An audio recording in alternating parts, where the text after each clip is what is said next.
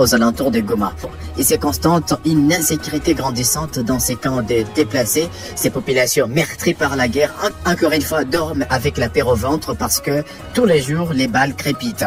Dans une opération menée par le maire de la ville, ils ont réussi quand même à récupérer ces effets militaires. Et le maire de la ville ici essaie d'expliquer comment cela est arrivé et appelle la population à être vigilante et à collaborer avec les services de sécurité.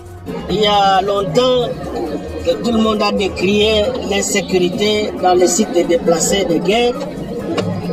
Et voici l'occasion, en ce qui concerne la gestion de cette sécurité ou insécurité. Nous avons mené plusieurs fois des opérations de bouclage ciblées et de perquisition dans certaines hits.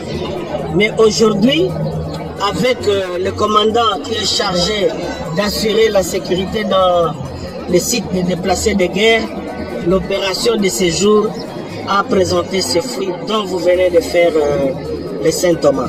Voilà.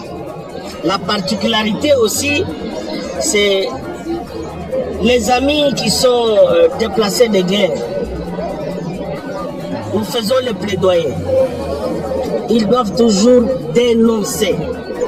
Parce que ça ne se comprend pas que le caractère civil et juridique d'un camp de déplacés de guerre puisse être aussi considéré comme un milieu hautement militarisé. La présence des hommes en uniforme qui viennent se cacher ici avec plus de 300 munitions de guerre, c'est inconcevable. D'autre part, nous interpellons tous les commandants des unités, à savoir les commandants bataillons, les commandants groupements au niveau de la police, de bien gérer le matériel de guerre, de bien gérer les armes et les munitions. On ne comprendra pas, comme le colonel l'a dit, une arme qui est inventoriée au niveau de l'armée et se retrouve entre les mains d'un policier. C'est inconcevable. Donc, nous qui sommes responsables devant les unités, que ce soit au niveau de la police ou de l'armée, nous devons gérer rationnellement le matériel de guerre. Monsieur le maire, plus de 300 munitions, plus ou moins 300 munitions, des armes. Comment est-ce que ces gens se ravitaillent et que font le service de sécurité pour mettre fin à la... Ça, c'est le travail de la justice qui va creuser davantage pour nous donner maintenant les fins fonds de leur motivation.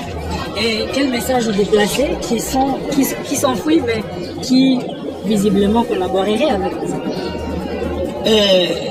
À tous citoyens, pas seulement les déplacés de guerre, nous devons avoir la culture de dénonciation. C'est ce qui va nous permettre d'assainir l'insécurité, parce qu'on traite ça en amont, il y a la calmie et on démantèle les réseaux, comme on venait de le faire. Certainement que ça ne sera pas le dernier cas. Est-ce que vous pouvez rassurer tous ceux qui sont victimes de l'insécurité dans les camps que l'opération va s'élargir pour mettre hors d'état de nuire l'ennemi? Je l'ai toujours dit, nous sommes dans la dynamique des opérations non-stop. Vous nous avez suivis jusqu'à la fin, merci beaucoup. Nous avons essayé un peu de le faire d'une manière un peu différente que d'habitude. N'hésitez pas également à aller nous rejoindre sur notre page Facebook, c'est sur cette magazine, et sur Instagram, c'est sur cette magazine. Je t'aime, Risco Mayambi, merci beaucoup.